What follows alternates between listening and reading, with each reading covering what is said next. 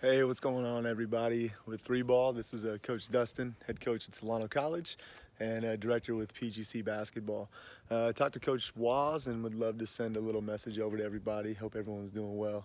PGC, we do something called the Daily Dime, so here's mine to everybody. There's a story we tell at PGC by the guy named John the Builder. Here's a quick snippet, but John is known as one of the greatest architects in the history of the world, and John lives in Southern California and he travels the world and he creates these incredible houses.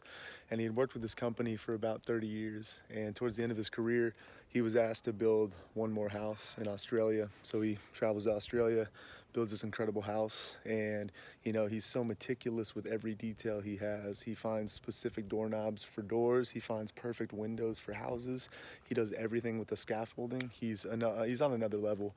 And so after the months of building, he gets the boss to come take a look. Boss takes a look, loves the house, and then John goes home. About a week later, John gets a call from the boss, and again, John's ready to retire. He's been at it for a long time. He's ready to step down. And the boss says, John, all the work you've done with our company, we'd love for you to build one more house if you're okay with it. And John thinks about it and he says, okay, I'll do one more. But at this point, John's already ready to clock out. And so the house was about 20 minutes from where he lived. And so the boss said, if you can go to this address and just start building, that'd be great. And so John calls his assistant and he says, hey man, I'm kind of done with everything. I'd love for you to take it. And so the assistant does everything. And so the day that the house is going to be revealed, John shows up with the boss. Again, he hasn't seen the worked product. He's just going to come check it out and take a look. And so as he walks up to the house, the boss doesn't know any different. And he says, man, John, you've outdone yourself again. And John takes a look, and internally he thinks, gosh, it does not look good, but he doesn't want to say anything. So as they go and tour the house together, the boss says, let's go take a look. And so they go inside and they look at the staircase, and the boss loves it. And again, John, with his perfect attention to detail, thinks, I would have done that differently. And then he looks at the chandelier and he thinks, you know what, I would have grabbed a different chandelier. And then he looks at the carpet and he thinks, I would have done wood floors, but he doesn't say anything.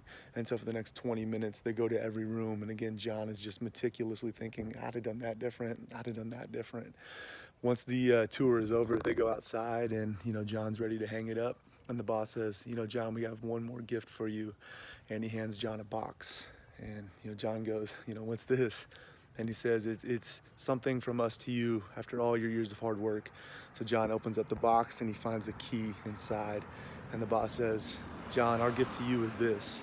This house you just built is a thank you for all the work that you've done. And John's heart just sinks.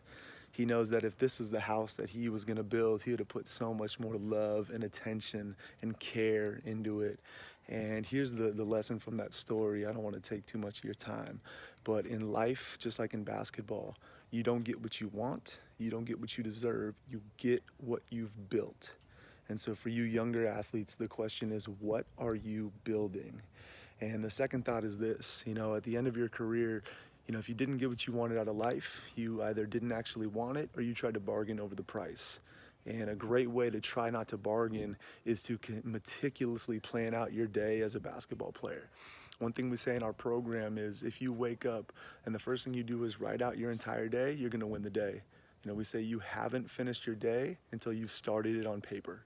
And so my challenge for you for the next week is if you're going to do a ball handling workout, write it down. If you're going to do a weight room workout, make sure it's the first thing you do in the morning, because all of us right now have an abundance of time and abundance of free time, and the great ones have the ability to meticulously plan out their days.